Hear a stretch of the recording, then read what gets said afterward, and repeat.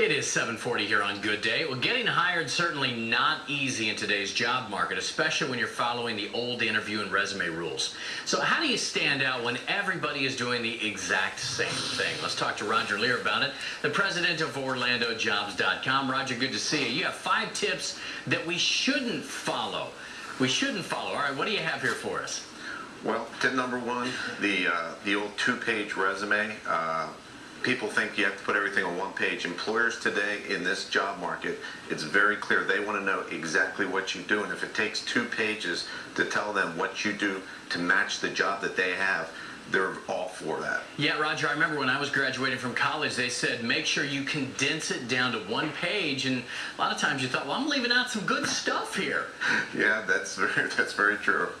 Well, okay, also on the list here, putting the objective at the top of the resume. You know, of course my objective is I want a job. Do you still have to put the objective on the top? Yeah, the objective, that is something that is completely gone. You have to understand, employer, it's what can you do for me, for the employer right now. So you have to be extremely clear because your competition's there. If you're a graphic designer, it's a title. Your title is graphic designer, and then there's a very quick 4 or 5 bullet point summary qualifications, and that should be at the top of your resume. Well, don't leave anything to their imagination. It's funny how much stuff has changed this quickly. The next old tip, they always used to ask you, tell us about your weaknesses and then frame it as a positive.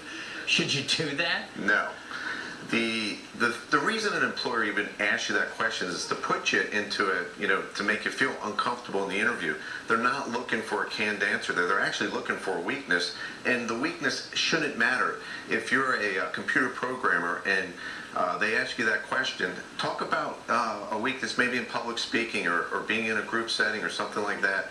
You know, it's really important that you understand I work too hard or I'm a perfectionist doesn't work anymore. I think people see through those old rules. Also, and this one I find interesting because anytime I send out a resume, I'd put it in one of those big UPS envelopes because I know people actually open those. They say don't overnight a resume to get a hiring manager's attention. Is that true? Yeah, in Orlando especially, that's a double-edged sword because with the larger companies, everybody's on an applicant tracking system and it has to go into a computer or you'll never be found.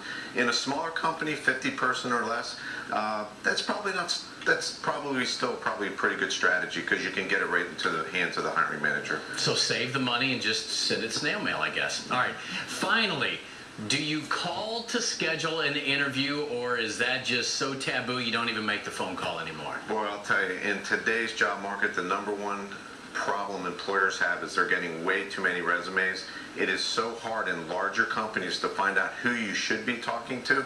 In smaller companies, again, I think you have a much better chance of identifying who the manager is. That's why networking is still the most important way. Once you send your resume somewhere, hopefully you know somebody within that company or even on a social network like LinkedIn where you can connect to somebody on that company and let them know that you're very interested in working there. It all depends on who you know, right, Roger? Thanks, Roger. Appreciate it. Roger Lear from OrlandoJobs.com. Appreciate it.